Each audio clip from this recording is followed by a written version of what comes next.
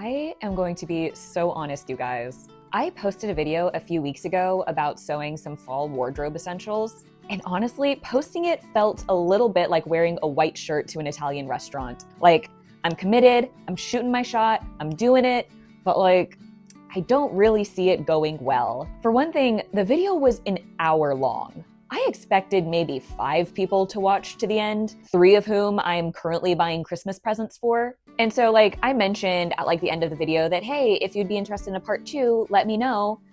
Again, not really expecting that anyone would even hear me make that comment. And oh my gosh, I got so many sweet, heartwarming comments saying that they wanted a part 2. I was shocked that many people actually watched the full video, I'm not gonna lie. Thank you so much for that. One sweet person was even so excited that the video was an hour long because she was just about to start some housework. Actually, that really made my day. I hope that I made doing the dishes a little more bearable. And the other reason I was a little concerned about it was the fact that I live in Florida. We don't exactly have people visiting to admire our fall foliage. We have old people from up north coming down to get out of the cold. I took some pictures with some trees in the background that kind of looked like they were changing color. Those were actually just pink flowers. Trees here are still very green. I see parrots hanging out on the power lines while I'm walking the dog in the morning.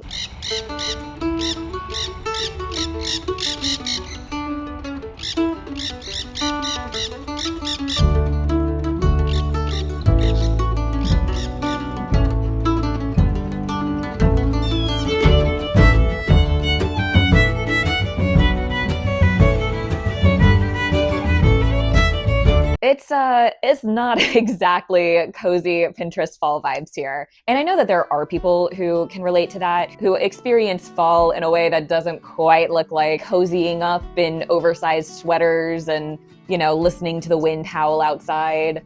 I don't know, whatever you do, if you live in a place where it gets cold in the fall, I can't relate. I know that there are places where showing that much skin in October would lead to you getting a cold, if not more. So again, I so appreciate everyone who watched, everyone who left a sweet comment. I just want you to know I've been trying to respond to all of them, but even if I didn't, please know I read it and I appreciated it, and thank you so much. However, this video will be different. We will be experiencing some cold weather in this video. Not here. Like, here it's actually been delightful weather.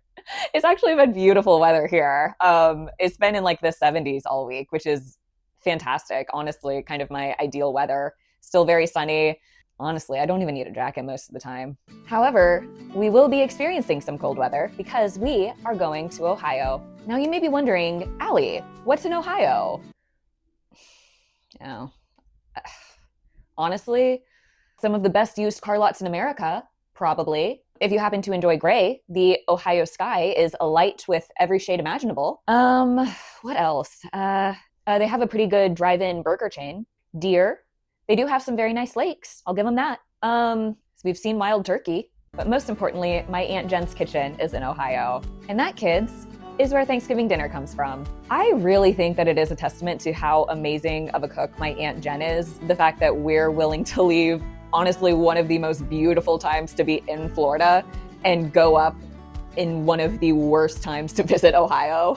So yes, we will be in Ohio for a few days for Thanksgiving, which will be so much fun. We always enjoy visiting our family up there. We also have an array of Thanksgiving traditions. But anyway, I will get into some of our Thanksgiving traditions in a little while. My point is, this is Sewing Fall Wardrobe Essentials Part 2.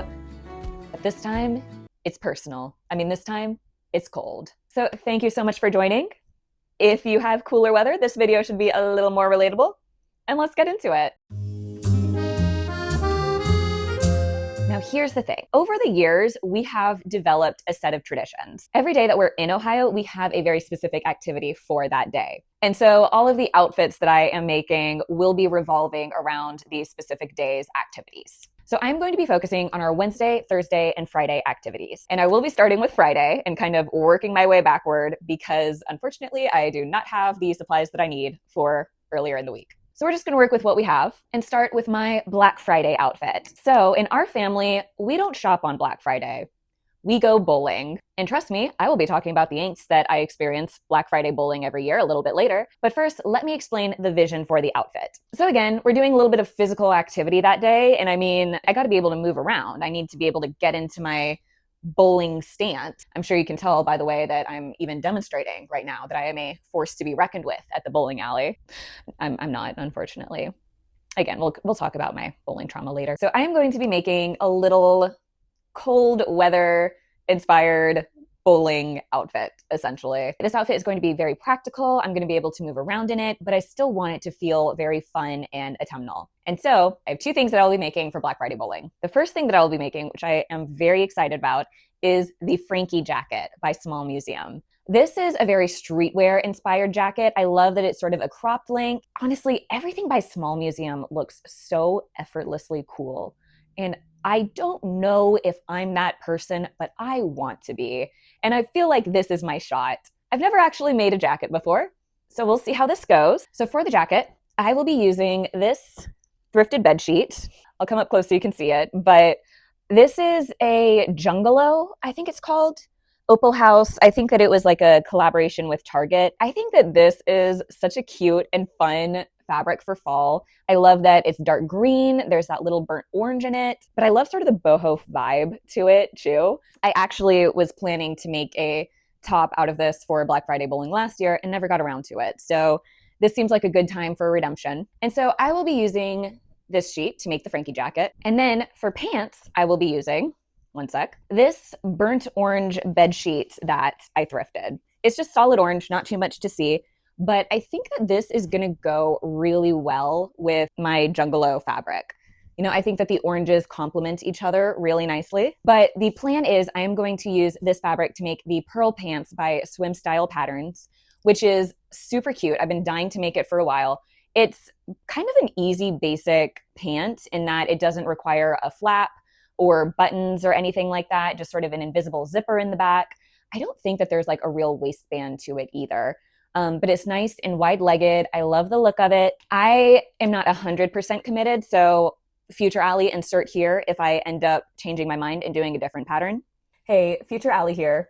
Sorry my voice sounds weird. Imagine an invasive species thriving with no natural predators, but the opposite. That was me in Ohio. It wrecked my sunshine-based immune system and I caught a cold. But anyway, I did end up making the pearl pants. However, it was in a panic-fueled sewing frenzy the night before we left and I didn't film the process. So they'll just magically appear at the end of the video and we're just not going to talk about it, okay? This should look cute, this should work, so let's do it. One of the risks of sewing with other people's old bed sheets is sometimes they're not top shelf quality. This sheet unfortunately did have several tears and a few paint stains. Whoever owned it seemed to be someone who, like me, likes to paint her nails before bed so she can wake up with toenails that look like abstract art with little fuzzies stuck to them. So I had to cut around the flaws, like a raccoon who only eats out of Beverly Hills trash cans. Well, this project is off to a roaring stop. I was reading through the instructions and getting ready to start. So this is my main fabric, this is my lining, right? I realized I don't really have any thread that matches either this green or this orange. And I feel like one or both of those is going to come in handy. And also, I don't have a jacket zipper, which is definitely necessary. And I thought, oh, maybe I can pick that up tomorrow. But it's actually like adding the zipper is like step 5 or something like that. So I'm actually going to need that pretty soon. So I don't know. I've spent like 30 minutes cutting up the fabric and I'm going to take a little break to run down to Michael's and get the supplies that I need. I should probably double check that I have everything I need for my other projects too. So at the very least, hopefully I won't be running more errands. I have a bad feeling that I just jinxed myself. But anyway, let's go get some thread, get a jacket zipper, and some fabric for the next project. And I think that should be just about it. So let's do it. All right, is everyone buckled up? You ready? Let's go. This is why you bring your loved ones shopping. Sure, they'll distract you, derail you, and maybe even take a nap in the middle of the aisle, spread starfish style like they're the only person in a king-size bed. But when you can't find the zipper, fabric, or thread you needed, the trip still wasn't a total bust. At least you got some bonding time.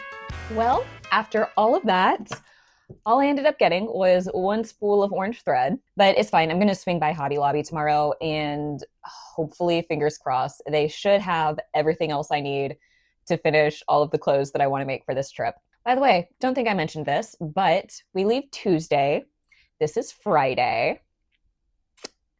I'm kind of amazing at time management. Anyway, I'm just gonna see what I can get done today. So I'm gonna work on the jacket up until the instructions say to include the zipper. And then I'll see, maybe I can like prep the sleeves or something like that. I'm sure that there has to be something I can do in the meantime while I'm waiting for this zipper. For now, let's see what we can get done on this jacket. So the first step is I have these front lining pieces and I have the front facing, and I'm just going to sew them together at this curved seam, which always seems easy when you look at it like this, but since I have to sew them right sides together, these are actually curving in two different directions, which is fine. It's doable, just a little bit trickier. So I'm going to get started on that.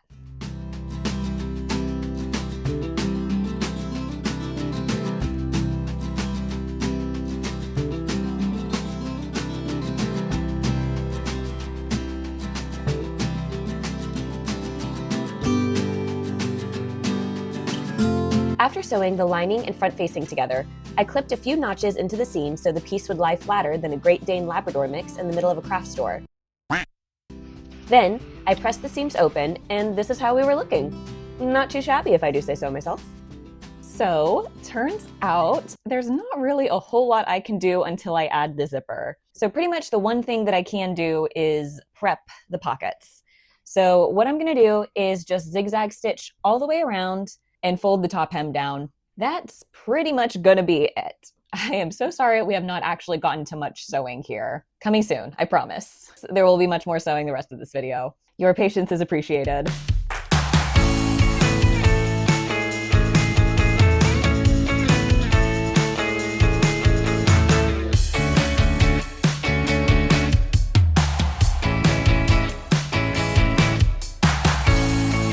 Okay, I am wringing out the very last dregs of daylight to show you how I'm finishing the top of this pocket, because it is a little bit different than what the pattern has. So because I did finish all the edges of the pocket, the pattern says to just fold the top edge down and sew that into place, and then fold down the rest of the edges by like 1/4 of an inch or something like that all the way around, which you can do. There is absolutely nothing wrong with that. But what I like to do is I folded down about 1/4 of an inch on the top, so wrong side to wrong side, and then I folded it the other way so that right sides are touching. And I tried to do about like, I don't know, it's probably about an inch. I think it's a little longer than the pattern calls for, but it's fine. I'll just end up with a slightly different size pocket. But I folded it so it looked like this. All right, so again, I folded it wrong sides together, and then I folded it a little longer right sides together. And then I sewed down about 1/4 inch from the edges to secure this in place. So this is what that looks like now. And then I'm just gonna flip that inside out and push out the corners. I prefer this method because I feel like the top just looks a little bit cleaner having that edge concealed, even though it is finished. And what I also like about doing this is that you can see these edges are naturally curling in already because of that. So what I'm gonna do is I'm gonna press this top hem down, sew and secure that, and then I'll curl in the rest of these edges to form the pocket.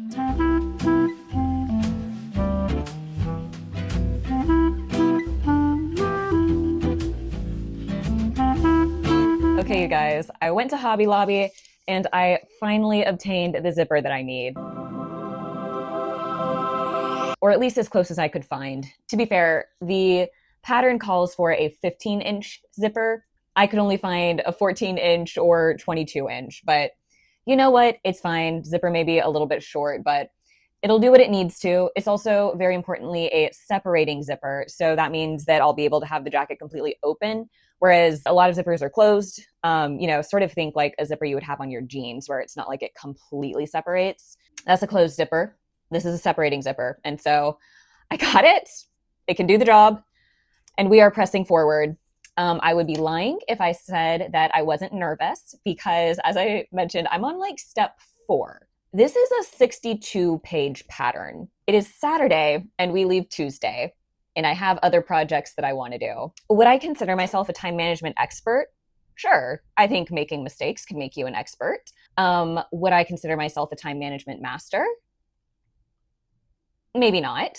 But here we are. We are doing what we can. So let's see how much of this jacket I can get done today. Fingers crossed. I need it to be a lot. So let's get started. I started by pinning the zipper wrong side to my front bodice piece, like the real one, not the lining that I sewed together yesterday, and basted that in. Then I made a little zipper sandwich, lining on top, main fabric on the bottom, zipper in the middle. It wasn't as impressive as Ross Geller's legendary Thanksgiving leftover sandwich. I mean, there's no moist maker, no layers of turkey or stuffing, and no reason to have a mental breakdown, but don't worry, that is coming. Finally, I sewed it all together along the zipper teeth, eventually. It took a couple of tries to get close enough that the zipper tape wasn't peeking out. I guess it just really wanted its screen time. What a diva. Oh, remember like 10 seconds ago when I said I didn't have a reason to have a mental breakdown yet? Well, I am so stupid. So I was thinking, oh, it's weird that the facing and the front piece don't match up, right? They do. I sewed it the wrong way. I was thinking this was the armhole when this is in fact the neckline. Like I had it arranged here on my mannequin. Okay, it's fine. We're gonna do a little bit of seam ripping and try that again.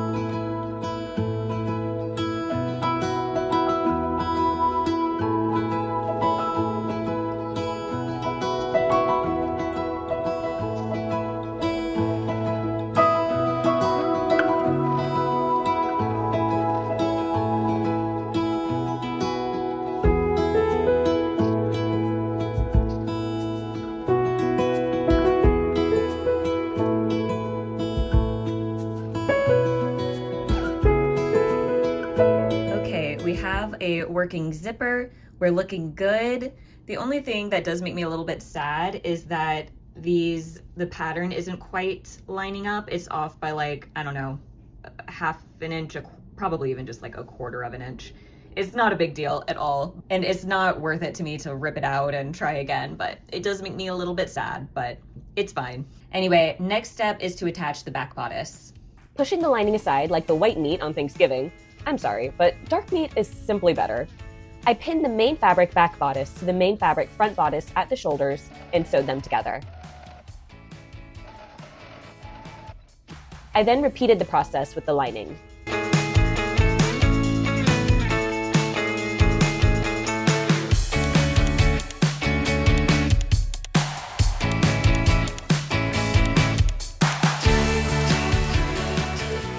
Okay guys, this is how we're looking so far.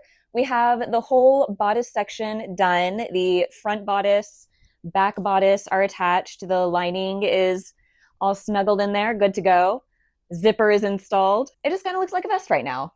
I would try it on for you, but I'm going to be honest, it kind of terrifies me. You know, there's different layers and things aren't really attached yet. It feels like when you're staying at someone's house and they're the kind of person who has like a sculptural masterpiece of pillows on the bed. Like there are 50 different pillows and you're just like taking pictures because you know as soon as you touch one of them, you're never going to be able to put it back together the same way it was before. That's kind of what this feels like. I'm like, okay, this is kind of how it's supposed to be looking. I'm so scared to like unzip it or do anything because I don't want to mess it up. So instead, we're just going to cross our fingers and hope that it fits well. I feel better about that. So we're going to move on to the next step, which is going to be attaching the pockets that I luckily already prepped yesterday. Okay, so as I pin these pockets into place, this feels like a good time to open up to you about my Black Friday bowling trauma. Black Friday bowling has been a tradition in my family for years. And here's the thing, I am a very competitive person, all right? I like to win. And honestly, my whole family is. Like, I can tell you right now that at any point during this trip, when we're just together, hanging out at the house, we will be playing card games. It will get intense. It gets very emotional and it gets very loud. I'm a pretty good card player. Like, that's not an issue. However, I am a tragic bowler. Like, I remember telling someone in college that I was a bad bowler and they were like, oh, so what, you score like 100 or something like that? I'm like, no, it's generally closer to 60, unfortunately.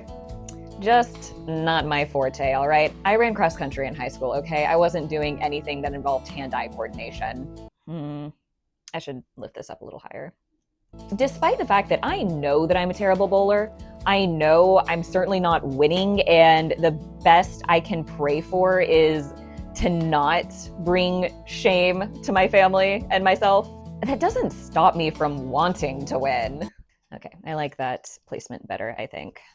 Like, I have the intensity of like a high school football player who knows like they're not gonna play college ball, they're not making it pro, and like this is their last game ever and they wanna leave it all out on the field. But like with the athletic skills of like a garden hose coming to life, kind of comically tragic. Like watching me step up to the bowling lane is like watching a toddler try to walk with socks on a wet floor. There was one game that will live forever in my mind. My husband and I went bowling because, again, even though I'm terrible at bowling, even though it causes me and everyone around me emotional distress, I do enjoy it. I like going bowling. And so my husband and I went bowling for Valentine's Day, actually, this past year. And I'm telling you, I was having the game of my life, which for me just meant that there weren't any squares that said 0 in it. That's a golden game for me. That is like my 300. That is the most I can possibly dream for, is to not have any squares that say 0 at the end of a game. But not only did they not say 0, like I had gotten a few strikes, I had gotten a few spares. And honestly, quick side note in my own story, like the problem isn't even that like I can't get like spares or strikes or anything like that. It's that when I get them, inevitably the frame after that, I will not hit anything. So it doesn't really count for that much if you can't build off of that momentum, which is frustrating. I have expressed that many a time. But anyway, so we were playing this game and I was like on fire. We got to the final frame. My score was 98 and I was so excited. I'm like, all I need to do is knock down 2 pins and I am in triple digits. And I'm telling you, I was texting my family. I was in the group chat. I was so excited about this.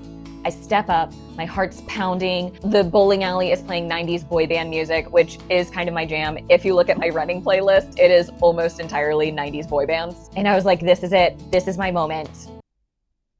I hit 1 pin. 1 pin. I ended the game with 99. Honestly, I was ready to throw myself down that lane. Were tears shed? No. Were hearts broken? Absolutely. I was devastated. I don't think that I will ever forget that game. So yeah, my husband and I, we go bowling a few times throughout the year just to confirm that I have not improved at all. And meanwhile, my husband is always like, oh, I'm not that good at bowling. Freaking bowls like 280. I'm exaggerating. It isn't that high, but like, he's a really good bowler and it angers me. It makes me very upset. So yeah, I already know that my bowling game is going to be abysmal, but you know what?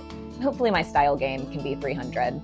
If you can't do good, at least look good. My inner English major right now is trying to figure out if that was a correct use of good or if I should have said well. So yeah, I should really just call this my heartbreak outfit. I've legitimately thought about taking bowling classes, maybe someday. Because like I said, I do actually enjoy it despite not being good at it, which is unusual for me. I am not someone who typically enjoys things that I don't feel that I can excel at. But that's probably a good thing, right? It's me trying to, it's kind of a rebellion against my perfectionist nature. All right, we got these all pinned down, looking good. Now I'm going to sew them and I am being very careful to only sew them to the main fabric layer, not the lining. But while I sew this pocket, can we talk about the worst part of bowling? AKA the psychological warfare of returning to your seat after throwing 2 gutter balls in a row. That walk of shame where you can't make eye contact with anyone because they'll look at you like you're a kid whose birthday cake just got smashed. So you keep your head down while still trying to act like you're totally fine while you're actually dying inside. It's a very humbling experience. All right, pockets are attached. They are looking good. So now it is time to move on to the sleeves. Here's how I'm going to do this. Basically, I'm just going to take the main fabric layer and I'm going to align the center notch on the sleeve with the shoulder seams, like so, although I understand you can't really see. And then I just pin the rest of the top of the sleeve to the bodice, and I'm gonna sew that in place. So instead of sewing up the side seams of the bodice first, and then kind of completing the sleeve and easing it in there, it feels sort of like butterflying a piece of meat, you know? Sometimes it's just easier to get things done when they're flat. So we're gonna do that.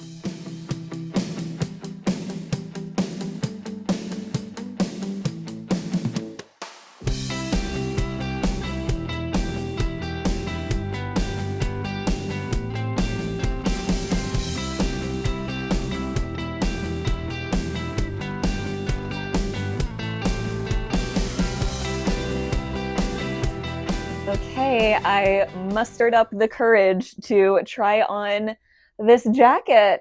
And yes, it does look very silly without the side seam sewn. I kind of look like a homemade scarecrow costume, but it's shaping up to be really, really cool, you guys. I just want to keep flapping my arms because it feels like some sort of odd bird costume. But yeah, it's shaping up. It is looking good. I am getting very, very excited. So yeah, now that we have the main fabric sleeves sewn in, I'm just going to do the exact same thing and sew in the lining sleeves. And we'll see. That might be about it for tonight. The sun is going down. Anyway, this is looking so good. I look ridiculous, but I'm excited. So yeah, let's work on getting this guy done. I also have many other projects that I want to do and not very much time to do them. So we press on.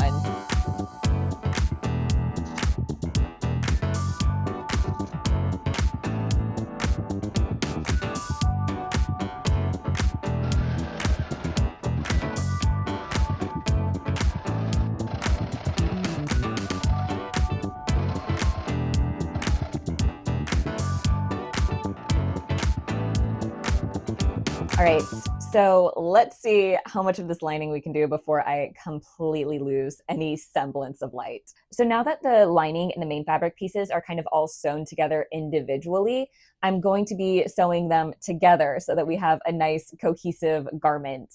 Something that looks a little bit less like I just stepped out of a rag bin. So as you can see, I have my jacket laid out here. It looks very sad and flat, a lot of exposed seams.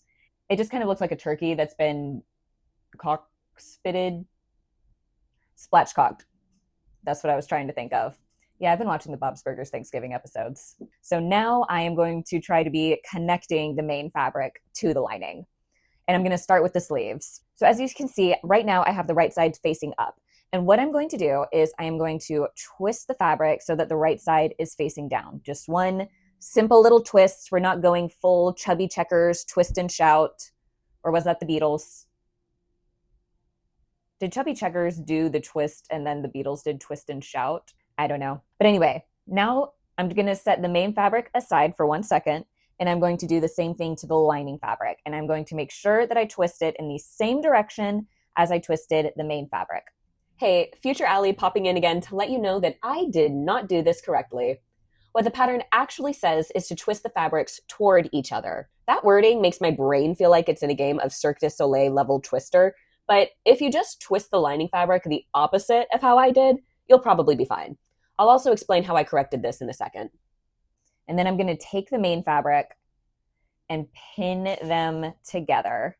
The sleeve lining is a little bit shorter than the actual sleeve, and that's intentional. That's to sort of help naturally hem it.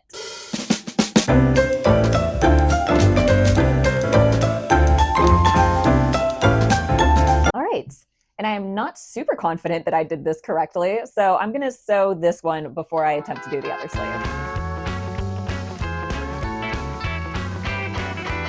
Okay, you guys, we are in DEF CON 5, or is it DEF CON 1? Is it DEF CON or DEath CON? I don't know what I'm saying. But the point is, today is Sunday. We leave Tuesday afternoon. So this is my Black Friday bowling outfit. And I knew that this one was going to be the longest. That's fine. we're all good so far. I just need to finish it today so that tomorrow I can make my Thanksgiving outfit. And then if I have to, I can make my Wednesday outfit Tuesday morning. I am very excited for it. It's going to be very nice, but also it's going to be a pretty simple, straightforward, easy sew, as long as like my machine doesn't malfunction or something crazy happens. Fingers crossed. But I think we're doing pretty good. So I showed you last night how I sewed the main fabric and the lining together. However, I did not do it correctly because when I tried turning it inside out, the fabric was twisted up. It wouldn't just beautifully unfold like I wanted it to. And so I had to seam rip and redo that. And I'm going to show you on this other sleeve how I did it. Here's my thing. Whenever I get to a step that isn't making sense to me, or I'm trying to follow it, but it isn't working out and I'm not sure why, I put on my Women in STEM hat and I try to reverse engineer it. I know what it should look like once I flip it inside out. And so I just kind of went from there. I have the lining and I have the main fabric wrong sides together. And I know that once I sew it, this should be folded under like that, and this should be folded under like that, which means that these sides are touching. So if I just flip that inside out, this is how it should be. And so I'm just gonna pin and sew these two together. And that's what I recommend, okay? If you're ever stuck, you can't figure out a step, but you know what it should look like once it's finished, just start with how you know it should end up looking and just take it backwards from there. It'll make your life so much easier than just knocking your head against the table, spending 30 minutes to an hour trying to figure out exactly the right way to twist the fabrics. Start with what you know and work backwards. All right. And now, if you can tell how this looks, this is the correct way that it should be twisted. And I'm just going to sew these together. All right, let's flip this inside out. Make sure I did not mess this up again. Okay. All right. Think we're looking good. All right. There we go. So you can see the sleeve lining kind of cuffs it a little bit, so it shortens up the sleeves, which again helps with the baggy look that I had earlier. Looking good. I'm just going to press these sleeves so that they lay nice and flat and pretty. They might be a little bit short. Honestly, it's still kind of hard to tell at this stage. And I do have kind of long arms. Sorry, something about this. I just want to flap like a bird. It also feels very much like I have a cape right now, which is fun and dramatic. Let me tell you, if I was a superhero, I would be so annoying because I would absolutely have a cape. I don't care what my power was. I could be Invisible Girl. I would have a cape and I would be tossing that thing around like I'm in the bullpen just warming up. Anyway, looking good. I'm going to press this. And then we will continue to secure this lining. All right, hopefully you can see everything here all right. I apologize, this was the best I could do. If you want me to eventually have a better camera setup, please like and subscribe so that I can afford that eventually. But anyway, as you can see, I have the jacket turned wrong sides out. I have the sleeve right here. This is the front panel and the back panel. So what I'm gonna do is I'm going to ignore the lining for now. I'm kind of gonna push that aside and I'm gonna fold this in half. I have the sleeve folded. This is the side seam of the sleeve. This is the back bodice is folded over the front bodice. And what I'm gonna do is pin and sew along this edge here, so to kind of finish up the main fabric piece.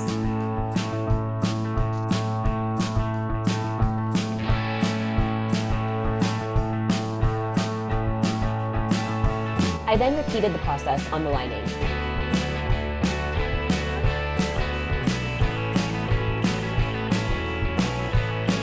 Next, I pinned the bottom hems right sides together and stitched them together.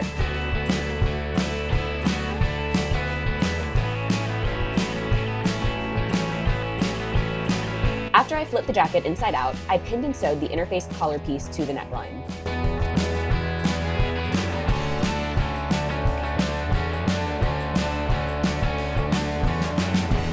Okay, so I just pinned on the non-interfaced collar to the interfaced collar, right sides together, and I'm gonna sew up the short ends and all along this long end, and just leave this part that I'll attach to the jacket free for now. And with that, we are in the final stretch. Oh my gosh. I was literally racing the sunset at this point, but I flipped the collar inside out, poked out the corners with my handy dandy knitting needle, folded that unsewn edge under, pinned it down, and stitched that edge like it insulted Aunt Jen's pumpkin Swiss roll, which no one would ever do. It is flawless. And suddenly, we had a jacket. One that may not save me from future gutter balls, but at least I'll look cool throwing them, hopefully, right?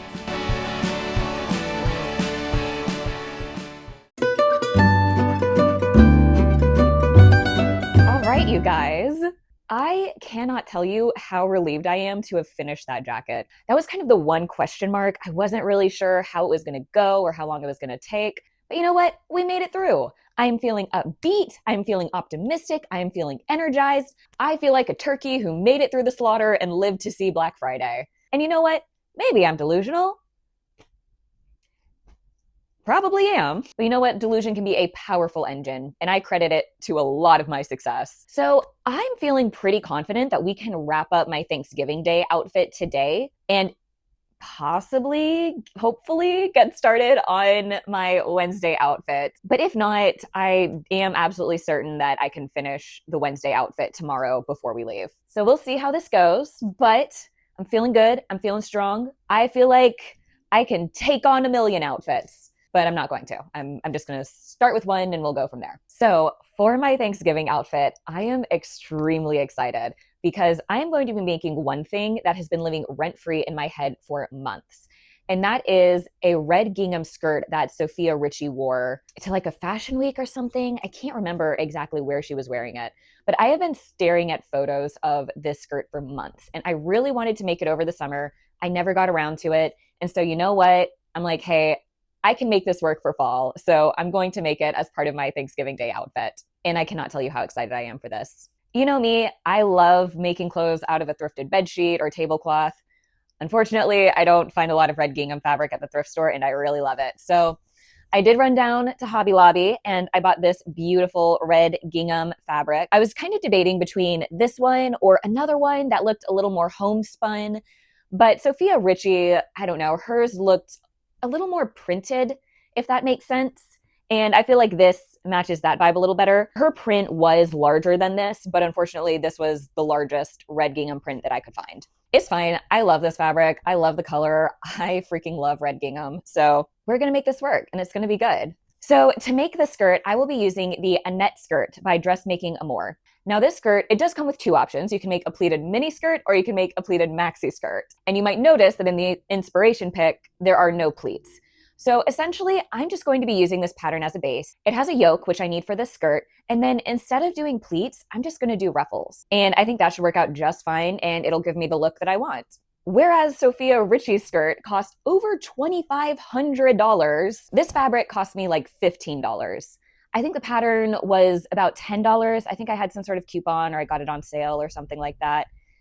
And I don't need much notions or anything. So you know what? I feel like an hour or two should be plenty of time to make a $2,500 skirt replica. So let's get started. Here's a lazy sewist hack for you. If you don't want to make a toile, or I don't know, maybe it's the day before a trip and you don't have time to make one. I mean, I'm not the only one, right? Start by making the lining. It's lower stakes, so you aren't wasting the good fabric and can still make adjustments if you need to.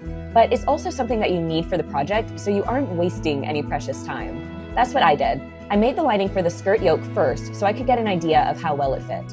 Thankfully, it looked good, so I got started cutting into my fabric. So I am panicking a little bit because I realize we don't have quite enough fabric, but I think it's fine.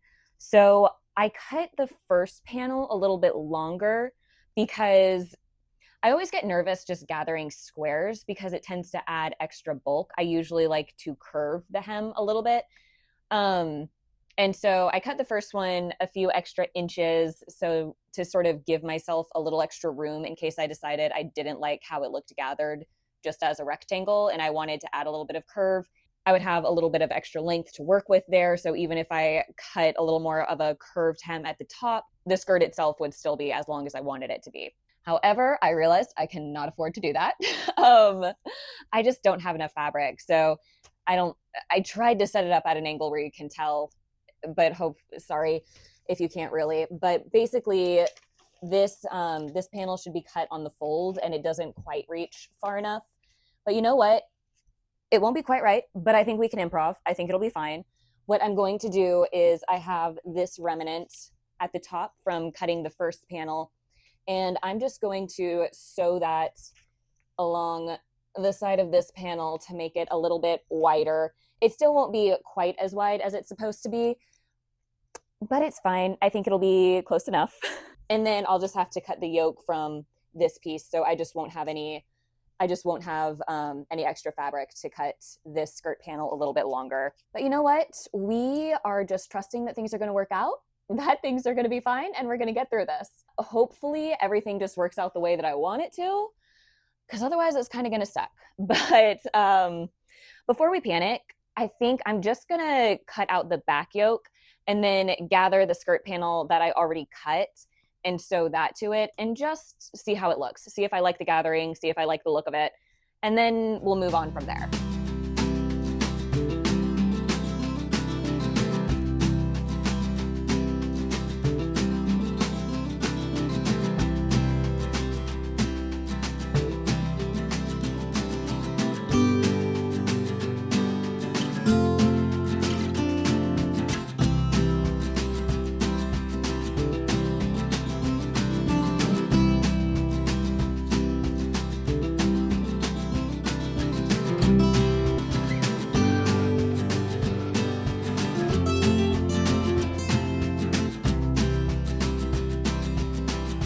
Okay, good news and bad news.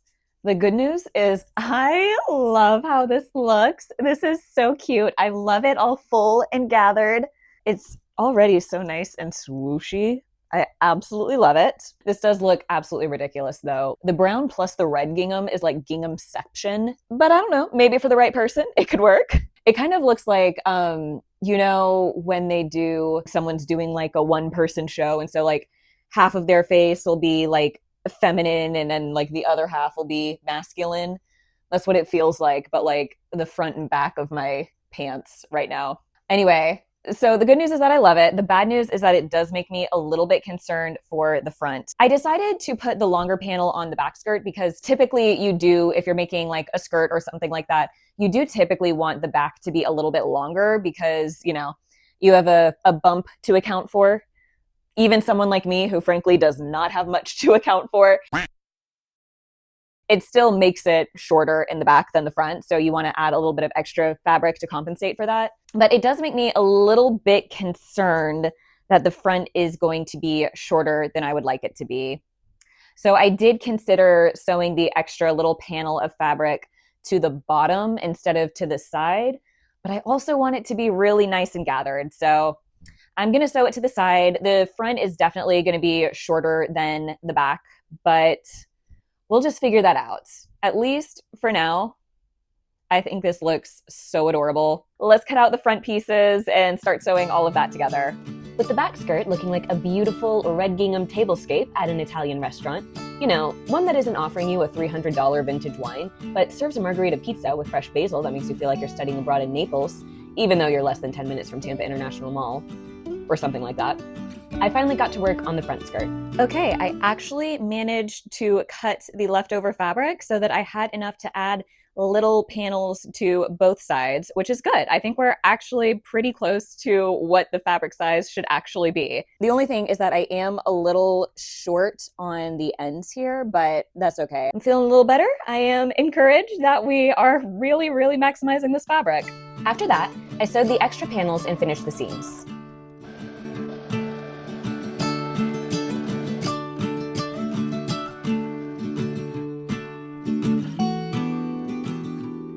Right, I sewed and finished the edges of the panels.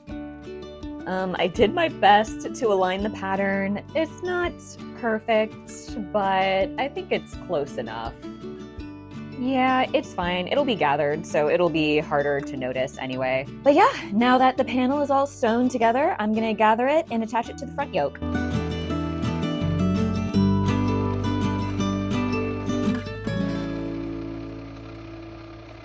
All right, so as I gather and pin the skirt to the front yoke, Let's talk Thanksgiving. So, do you have any fun Thanksgiving traditions? As I've said, my family has like a few days worth of traditions. So, Thanksgiving Day, obviously, we have the turkey, we have the big dinner. That's, kind of the expected tradition. But we do have another few things. So, typically, the family does a turkey trot. So, like, if you're not from the US, you might not know what that is. It's basically like a charity 5K you sign up and run. They do it in cities all across the US on Thanksgiving Day.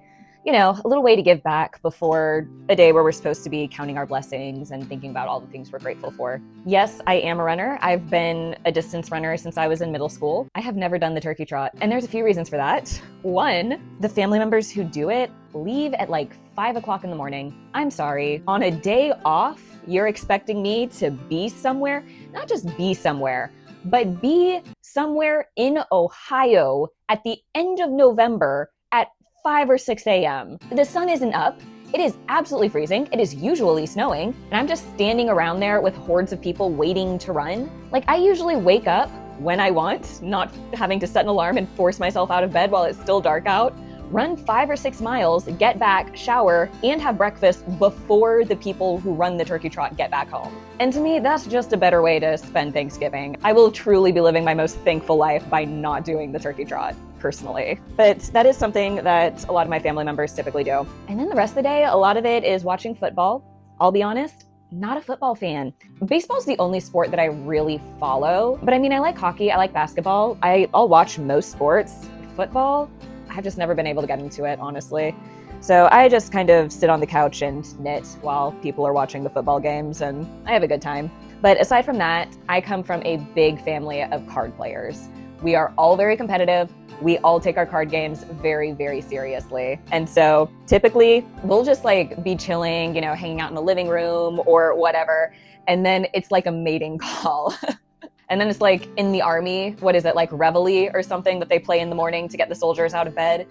We will just hear someone shuffling a deck of cards in the other room, and suddenly everyone just stands up and migrates over to the table to play a game. We love playing scat. I don't know if you're familiar with that. It's also called 31. I remember like when I was a kid watching the adults play that. That was like what I was mesmerized by as a kid. Like, I never cared about like sitting at the adult table, but I was like, someday I'm gonna be able to play scat with the grown-ups.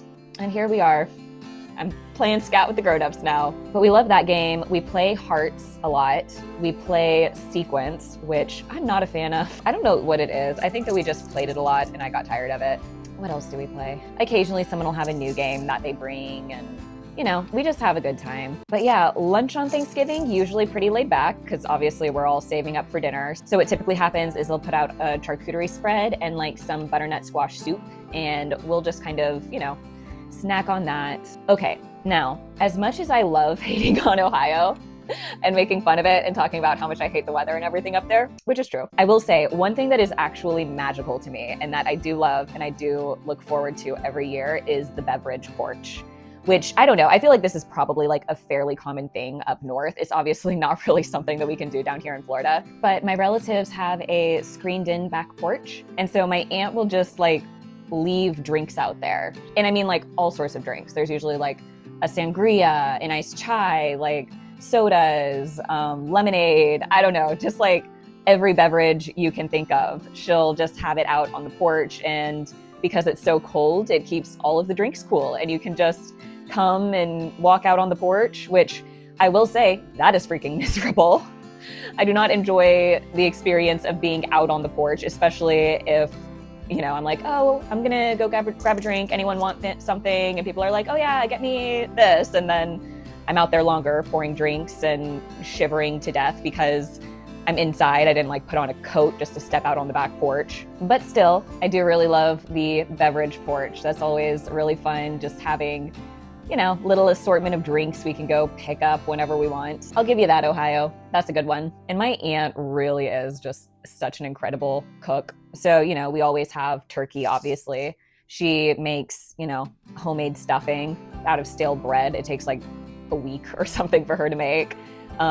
Fresh cranberry sauce. She always is experimenting with new drinks. So I think last year she had like a cranberry margarita or something like that. I don't know, but I gotta say, it really is like the best eating we have all year long. And it's a lot of fun, you know? I love just getting to hang out with the family, play some games, chill out, do some knitting. We also usually watch some TV shows too. That was how I got into Ted Lasso, was we just binged it at Thanksgiving one year. It's always a good time. And all right, I think that I am pinned and ready to go here. So let's sew it up. And I mean, not too much more to do with this skirt. So let's finish this up so that I can move on to the top and complete my Thanksgiving Day outfit.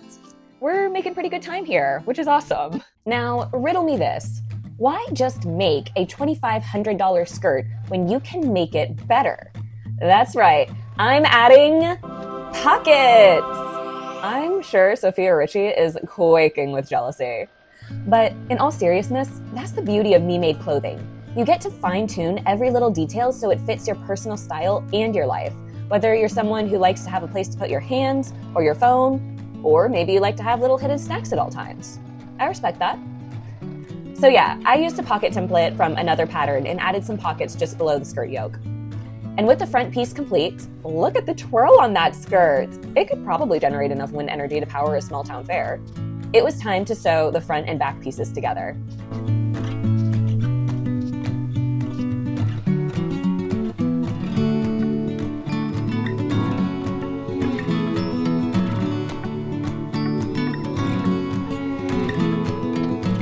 After that, I finished the top seam of the skirt by sewing and understitching the yoke lining.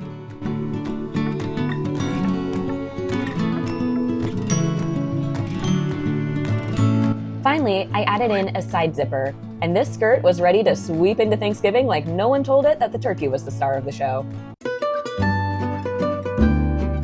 All right, so now that I have finished the skirt, I need to make a top to go with it. So I'm going to be making the Adrian blouse by Friday Pattern Company.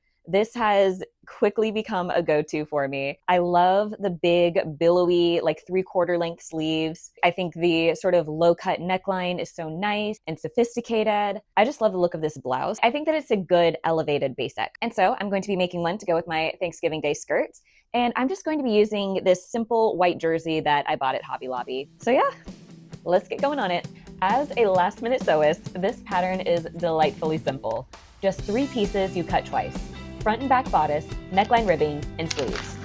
First, I folded both of the neckline ribbings in half and pinned them to the front and back pieces. To ensure I stretched the ribbing evenly, I anchored it at both ends, then pinned the center of the ribbing to the center of the bodice. From there, I stretched and pinned the rest of the ribbing.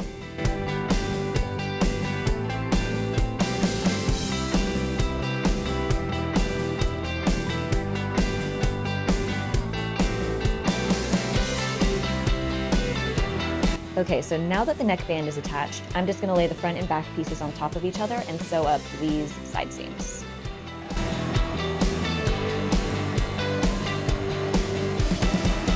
Next up, the sleeves. I sewed a channel at the top of the sleeve so I could run the shoulder elastic through like my kind-hearted but frankly unhinged relatives on Thanksgiving morning.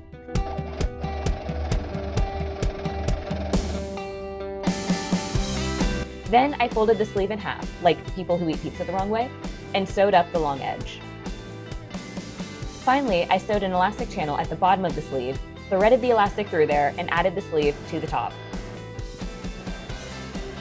And now we have a gorgeous snow white top to spill cranberry sauce on, with beautiful billowy sleeves to drag through the gravy bowl. Yeah, maybe I didn't think this through. And it is time for our final outfit, which is going to be my Thanksgiving Eve outfit. So the day before Thanksgiving is always our going out day. So we go out for lunch. We usually go to like downtown Kent or something like that to get some coffee afterward, do a little shopping. They have just so many like cute little stores there. There's like a toy store we like popping into. Last year we stumbled into a gourmet popcorn shop. And Dennis and I are huge popcorn aficionados. We bought ourselves a popcorn maker as our own wedding gift. And I'm telling you, that was one of the best investments we ever made. We use it all the time. So last year we went to a winery for lunch and we're doing that again this year. They have amazing food. It's absolutely stunning. They're all decorated for Christmas. I'm trying to think of a word other than elegant because I use that too much. But truly, it just has a very cozy holiday uptown kind of feel to it. How did that work? You know that I meant elegant, but anyway, we really loved it. And so we're going again this year. And so I will be making a long sleeved maxi dress to wear to the winery. Honestly, I made a little outfit for it last year that I absolutely loved. And I wasn't sure how I was going to top it this year. But then I was scrolling through the Vicky Sews website and I came across the Marsha dress, which is so stunning. It has this beautiful kind of sweetheart neckline, which is a little detail that I think makes the piece a little bit more interesting as opposed to just having a traditional square neck or scoop neck. I think that it gives it a little bit more of a cute but sophisticated feel. I also love that it has little flared sleeves. It's not a full bell sleeve, but it's sort of a nod to it. And you know me, I cannot resist a bell sleeve. So I love that it's a little more interesting than just a normal straight close to your skin long sleeve. And to make it, I am going to be using this gorgeous black polka dot fabric that I also bought from Hobby Lobby. It is a stretch fabric, which is what the pattern calls for.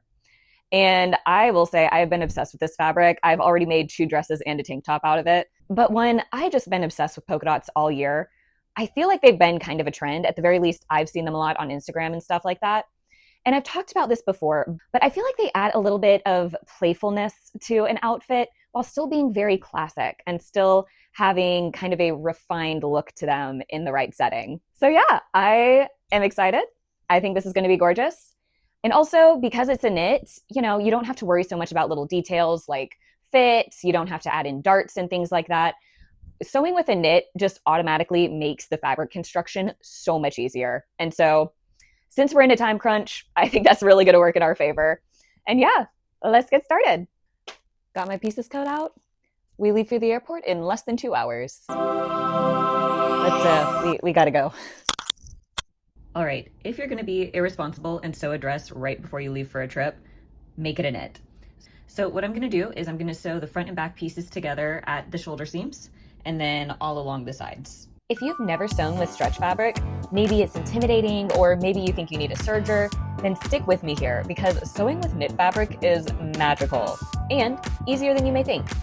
First, they're like that friend who keeps getting back with her toxic ex. They forgive everything, but in a good way. Wonky seam? No one can tell. Fit too loose? It's a cinch to cinch. Too tight? It stretches. Second, you usually don't have to finish seams because unlike my nerves when someone suggests going around the table and sharing what everyone's grateful for, most knits don't fray. Let me tell you, not having to sew every seam twice saves so much time. Third, you don't have to fuss over zippers or buttons or any type of closure. And fourth, they're comfy. Trust me, you can make a dress that will have people drooling out of sweatpant material. Just a few golden rules to follow. 1, always use a ballpoint needle. 2, don't stretch out the fabric while you sew. 3, use a stretchy stitch, like a small zigzag stitch or a lightning stitch. Pretty much just stick to those rules and you'll be fine, I promise. But let me know if you'd be interested in learning more about sewing with knits. Next, I sewed the facing to the neckline, covering the raw edges the same way the gravy hides half the food on my Thanksgiving plate.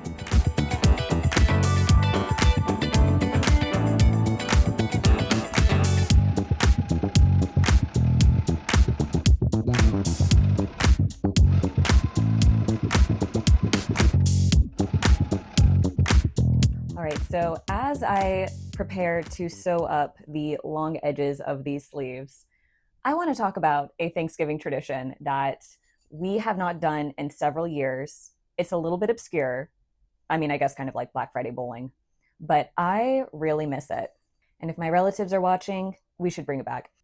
Some things are just harder nowadays.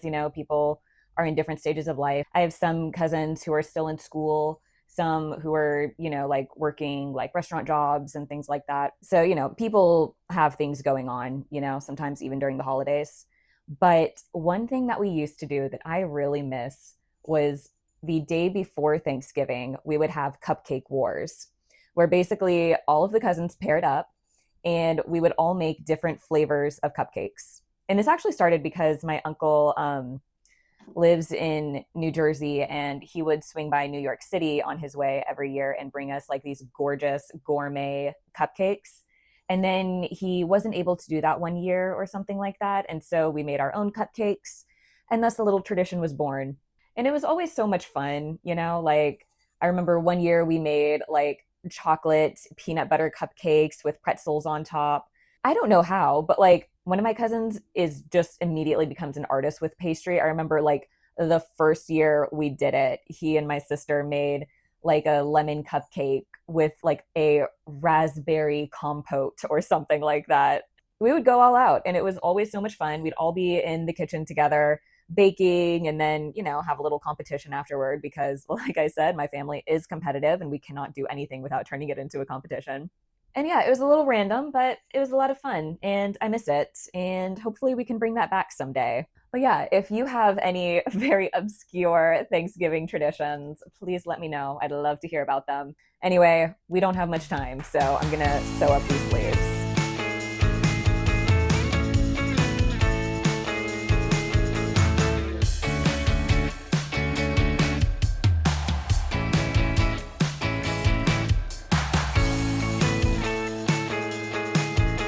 After that, I eased in the sleeve. For some reason, the sleeve didn't fit perfectly into the armhole. It was a little bit too big, much like me after a few days of Aunt Jen's cooking. So I improv'd some pleats into the top of the sleeve, hoping they'd look like an artistic decision. Fake it till you make it is my personal sewing mantra. That, and if it looks good from 6 feet away, you're fine, but that one's not as catchy. Finally, I hemmed the sleeves and bottom of the dress,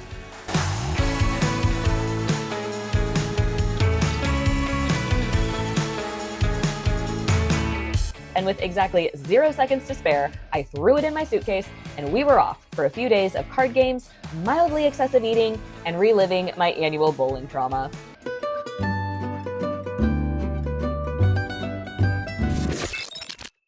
Okay, so I had planned to shoot the reveal footage while we were in Ohio, but let's just say conditions were not ideal for filming. So although I did wear these outfits over Thanksgiving, most of this footage was shot after we returned home.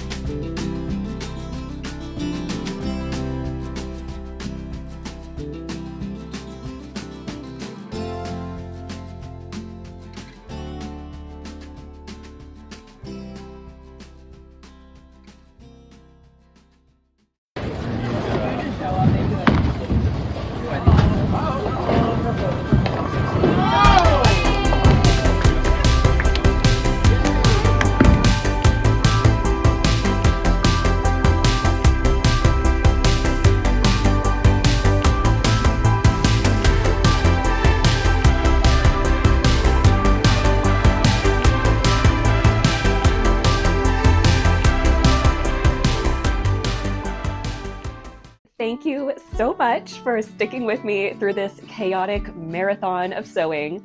I hope that you enjoyed it. Yes, I am still sounding a little bit sick. I'm sorry. I hope that the somewhat speaking while submerged in maple syrup quality of my voice wasn't too difficult for you to deal with. But yeah, I really enjoyed this. I hope that you did too. If you do live somewhere where it's colder than Florida, which, let's be real, is a lot of places, I hope that this was a little bit more relatable for you. And speaking of cold weather, winter is coming up very quickly.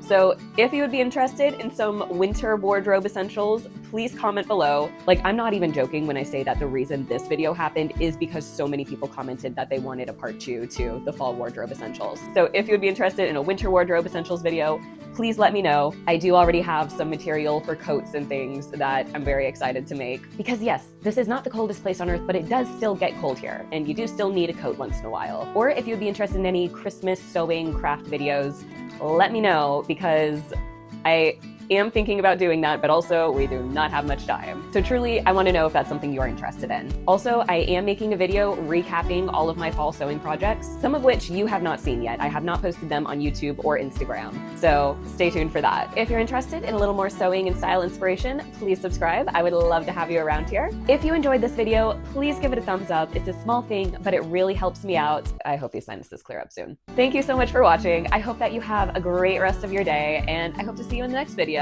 Bye.